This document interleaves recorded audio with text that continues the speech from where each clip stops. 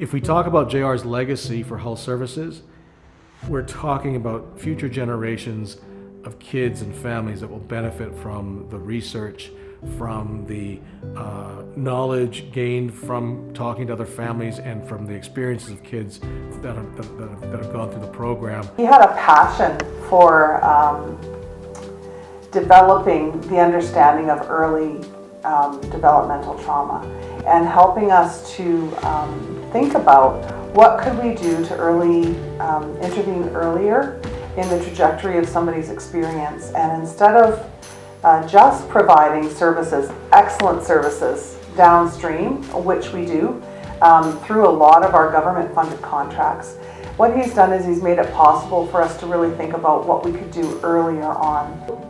JR has had such an impact on Hull that we really wanted to pay tribute to him with this photo and this plaque. J.R. Shaw was always completely there, so he was completely 100% there. I was always somewhat touched and surprised too that he found the time in his really busy schedule to always be interested about what it is that we were doing, what it is that we were offering, who we were as people. He'd like to see change, he'd like to see growth. He was always a man that looked at the details. He didn't look at something just as, oh, that looks good, but he would go into every little detail.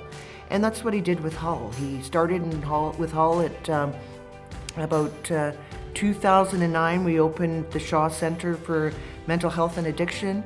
He was fundraiser, he was champion, he'd go to the site, he'd just be involved in every detail because that's what he loved to do.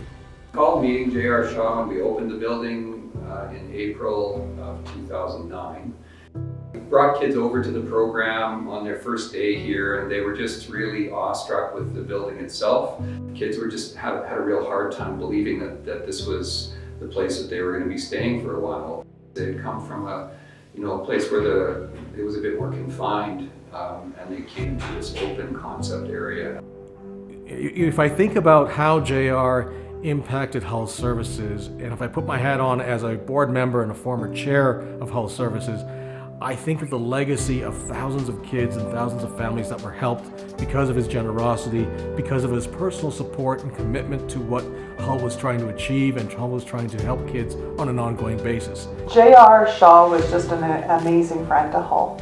And his family foundation and Shaw Communications have all played a really important role in helping us to come to where we are today as a leading agency in supporting the understanding and response to developmental trauma. J.R. loved success, partnerships, teamwork, and he believed Shaw Communications and the Shaw Family Foundation were partners with Hull.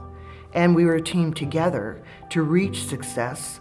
And I know that when Hull approached us a while ago and had a vision for the future, he was so excited to see how this neurosequential model could help kids not only in Alberta, in Canada, and possibly worldwide. He really guided the way that we want to think about how we work with kids and families. He lived his life with passion, with integrity, with loyalty, and with commitment. And that has been a really significant piece of what we want to bring forward as we move forward with the Centre for Excellence.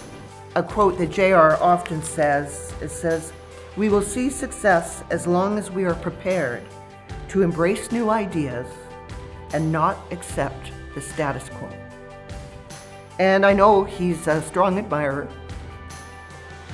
of your vision and future.